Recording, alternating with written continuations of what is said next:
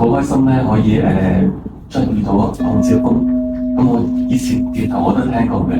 咁即係人生咧又再多，即係由以前嗰個經歷到若干年後咧，又遇到咧即係嗰個感覺，即係好似有個有前有後咯，即係覺得好似有少少圓滿啦，即係其中一個圓滿啦。咁我講翻今日咧，今日我最深體會咧，我以前咧身體好都麻麻地啦，個呼吸咧好短，好急促嘅。但我今日就會感覺自己嗰個呼吸咧長翻少少，就好似個少少健康啲啦。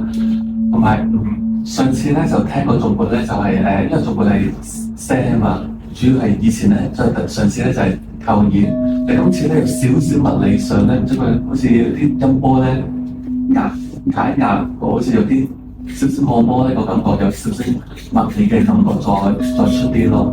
咁我今次嗰個體會就係咁多。有冇放鬆覺得？有同埋精神咗，覺得即係而家醒咗，覺得精神咗。